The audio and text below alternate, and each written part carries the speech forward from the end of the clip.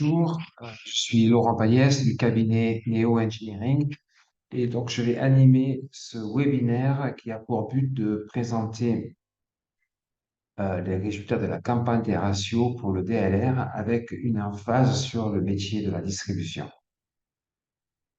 J'ai le temps de partager mon écran que voici. Ah, hop. Donc cette présentation aura d'une part la présentation de la campagne RHE pour les trois métiers et d'autre part pour le métier de la distribution en particulier. Donc, la campagne RHE a réuni 96 participants en 2022, ce qui totalise un chiffre d'affaires de 4,7 milliards d'euros pour 17 538 effectifs. La distribution comprend 33 entreprises participantes, ce qui représente une activité de 1,3 milliard d'euros pour 2234 effectifs. Euh, 5 entreprises qui ont participé ont un effectif inférieur à 20, 14 entre 20 et 50, 14 supérieurs à 50, ce qui totalise donc 33 pour la distribution. Euh, le chiffre d'affaires total par secteur d'activité pour la distribution, il s'élève à 6,6 milliards. Donc, la campagne des ratios, l'activité représente 19% de l'échantillon. Alors, le taux de progression de chiffre d'affaires, tout d'abord, tout métier confondu, nous avons toujours un taux de progression positif en 2022, supérieur à l'historique, euh, après l'année 2021 qui avait été une année de rebond après la crise sanitaire. Et nous totalisons donc plus 9% de taux de progression pour la distribution en 2022. Nous étions à 15,5 en 2021. Donc, ces ratios pour les trois métiers sont positifs et supérieurs à la moyenne depuis l'historique. Nous avons aujourd'hui un historique de plus de 15 années, puisque nous sommes la première campagne des ratios a été établie en 2006.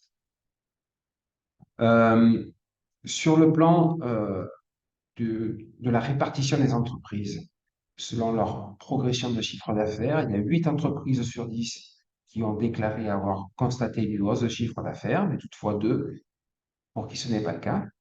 Et par rapport au taux de résultat net, 9 entreprises sur 10 ont fait un bénéfice, mais tout de même, une entreprise sur 10 sur l'échantillon des 96 participants ont vu un déficit en 2022, ont constaté un déficit. Le point marquant de cette année 2022, c'est, tout comme en 2021, c'est une année exceptionnelle qui atteint des taux de productivité records pour les trois métiers, taux de productivité mesuré par le ratio chiffre d'affaires moyen par effectif, rentabilité inégalée sur les 15 dernières années euh, qui est manifestée par la rentabilité d'exploitation. Euh, dans la location, nous avons passé le cap des 40% de BE sur CA, excédent brut d'exploitation sur chiffre d'affaires. Dans la distribution, nous sommes autour de 7% depuis 3 ans et la manutention, c'est 27% de BE sur CA. Et du côté de la rentabilité nette, c'est-à-dire du côté du résultat net sur le chiffre d'affaires, la location est à 8,5% du chiffre d'affaires, la distribution 2,5% et la manutention 6,9%. Ces ratios sont donc exceptionnels par rapport à l'historique. Le taux d'investissement et les fonds propres sur bilan, maintenant, sont assez différents selon les métiers. Nous sommes à 17% de taux d'investissement pour la location, à 21% pour la distribution et à 15,5% pour la manutention. Il y a des enseignements divers selon les métiers. Pour ce qui concerne la distribution, il semblerait que ce taux de 21%, qui pourtant est le plus élevé des trois, ne soit pas suffisant pour contenir un degré d'amortissement supérieur, euh, un degré d'amortissement du matériel supérieur à l'historique, qui franchit la barre des 65% cette année. Euh, Nous reviendrons là-dessus lorsque je ferai l'emphase sur la distribution.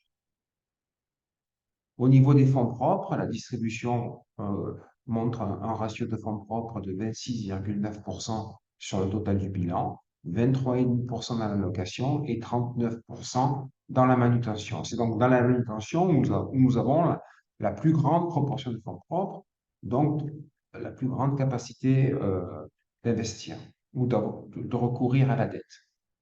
En résumé, pour les trois métiers, les points marquants, c'est un taux de progression du chiffre d'affaires supérieur à la moyenne des historiques, des taux de productivité records pour les trois métiers, des taux de rentabilité exceptionnels, voire records, une trésorerie toujours élevée, un équilibre financier qui est conforté par un meilleur fonds de roulement, et nous constatons depuis plusieurs années un repli de la location pure pour la location et un repli du CA négoce pour la distribution sur le total du chiffre d'affaires.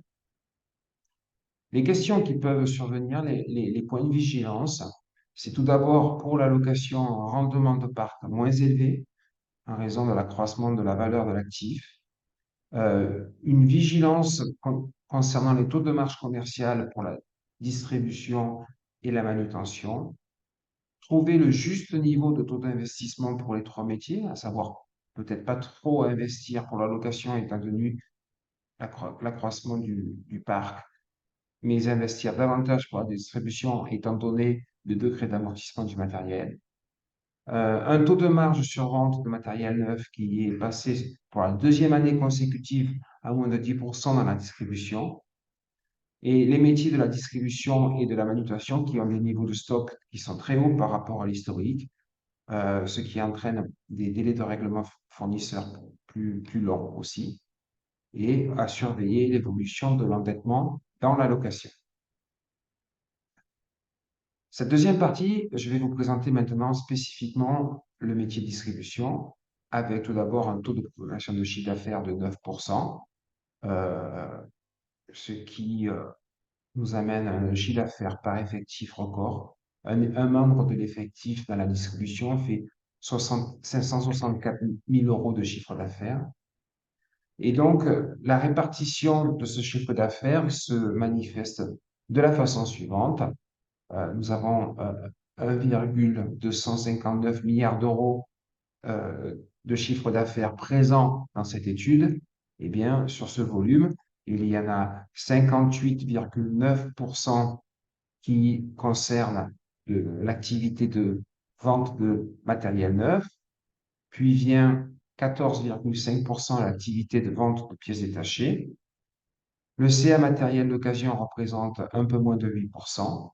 Ensuite, nous avons le CA location pour 7,6%, le CA main-d'œuvre à 6,5% et puis une partie divers un peu inférieur à 5%.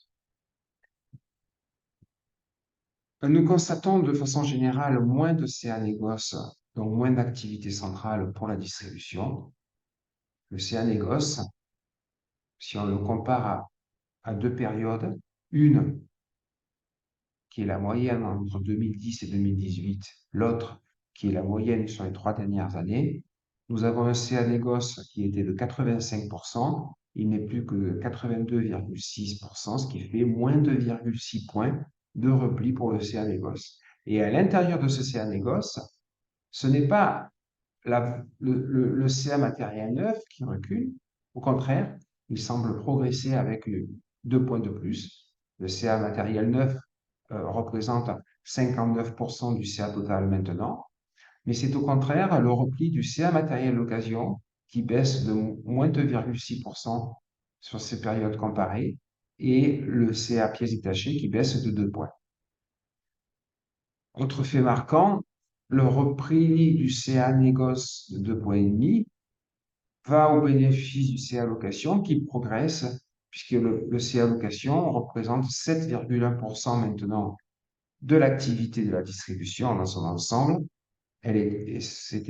Cette activité, location, représentait 5,7% sur la moyenne de 2010 à 2018.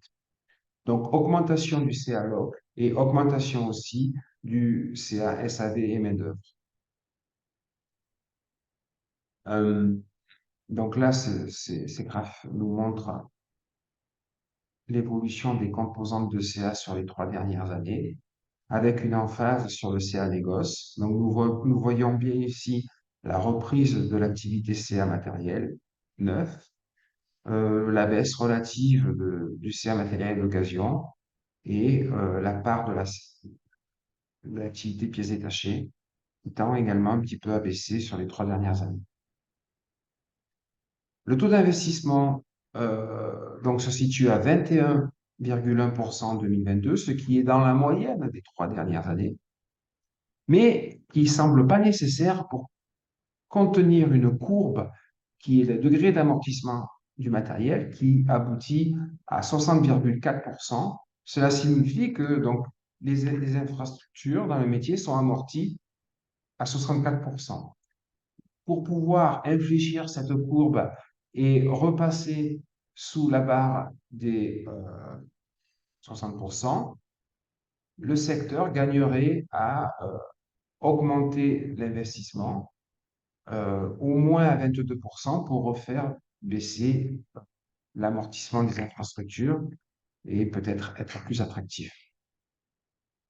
Du point de vue des taux de marge, nous avons un taux de marge commercial sur vente de matériel neuf qui est inférieur à 10%, 9,7% en 2022, inférieur à 10%, je disais, depuis 2 ans, alors qu'avant, nous avions une moyenne aux alentours de 12%. Donc ça, c'est un point important. Le deuxième point important, c'est la remontée, par contre, des taux de marge sur vente de matériel d'occasion, qui ont dépassé le seuil des 15% depuis 2 ans, et la baisse de taux de marge commercial sur les pièces détachées, qui arrive à 14,1% en 2022. J'ai fait aussi une présentation de la moyenne de ces taux de marge sur matériel neuf selon les deux mêmes périodes de l'historique, à savoir une période de 2010 à 2018. Nous voyons que ce taux de marge si important était supérieur à 12% et qu'il n'est plus qu'à 10% sur les 3 dernières années. Et quant au taux de marge sur vente de matériel d'occasion, c'est l'inverse. Il était inférieur à 10% et il est maintenant presque à la hauteur de 15%, soit une différence de 5 points. La contribution moyenne à la marge par entreprise, c'est-à-dire donc, combien est-ce qu'une entreprise euh, fait en moyenne de chiffre d'affaires et de marge commerciale. Donc, la marge commerciale sur l'activité de matériel neuf s'élève à 2,178 millions d'euros, donc supérieure à 2 millions d'euros. Elle remonte par rapport à 2021. Donc, une entreprise de la distribution, en moyenne, a fait plus de marge commerciale sur l'activité matériel neuf en raison, effectivement, d'une part, une remontée du taux de marge lui-même, puisqu'il était à 8,9 en 2021, il est à 9,7 en 2022, mais aussi et surtout peut-être une plus grande proportion de ventes de matériel neuf sur le chiffre d'affaires par rapport à 2021. Autre événement, c'est une meilleure contribution à la marge sur l'activité matérielle d'occasion par rapport à 2020, où nous étions à 316 et nous sommes à 460 000 euros en moyenne de marge commerciale par entreprise, parce que le taux de marge a augmenté comme nous l'avons vu. Et enfin, la contribution moyenne à la marge par entreprise baisse sur l'activité pièces détachées en raison de la baisse du taux de marge. Il était de 22, 18 et 14 en 2022. Néanmoins, malgré ces difficultés à maintenir les taux de marge, on voit que le BE, sur le chiffre d'affaires, donc exprimant la rentabilité économique, euh, montre une embellie très nette depuis 2015, puisqu'il est aux alentours des 7%, en raison d'une diminution des autres achats, des charges externes et des charges de personnel qui sont stables autour de 11,4% depuis 3 ans. Du côté des ratios de gestion, c'est-à-dire de, de l'évolution des stocks déjà, qui est importante puisqu'on arrive à 97 jours de stock en 2022. Donc ça, c'est un fait marquant. Davantage de stock dans la distribution, et ce, en raison de l'accroissement du stock de matériel neuf qui passe de 76 jours en 2020 à 93 jours en 2022. On pourrait y voir une corrélation d'ailleurs entre l'augmentation du stock de matériel neuf et la difficulté à maintenir un taux de marge euh, supérieur à 10%. Ensuite, nous avons comme information le fait que le délai de règlement client reste euh, stable et particulièrement bas, ce qui est plutôt une bonne nouvelle à 43 jours, mais une augmentation des délais de règlement fournisseurs, donc probablement des délais de règlement des constructeurs qui livrent les machines, et donc nous réglons maintenant à 2 mois, alors qu'avant nous étions sur une, une tendance inférieure. La rentabilité nette, maintenant exprimée par le résultat net sur CA, est très bonne, très bon score, aux alentours de 2,5%. Euh, Auparavant, nous n'avions pas ce niveau de 2% qui était dépassé, nous allons le voir. Voilà pour les ratios économiques. Nous allons maintenant passer aux ratios financiers, exprimés d'une part par l'équilibre financier et de l'autre par les ratios de structure. La distribution montre un fonds de roulement important, 57 jours de chiffre d'affaires, ce qui est plutôt positif pour l'équilibre financier. Cela signifie qu'on a davantage de ressources stables, c'est-à-dire du capital et de l'endettement long terme, par rapport à des actifs stables que sont les actifs immobilisés. Donc ça, c'est plutôt très très bien pour l'équilibre financier. Nous voyons aussi la remontée du besoin en fonds de roulement qui s'élève à 36 jours de chiffre d'affaires, et ce, en raison de l'évolution des stocks, euh, puisque l'avance permanente de trésorerie qu'il faut mettre en œuvre augmente, puisqu'il y a plus de stocks.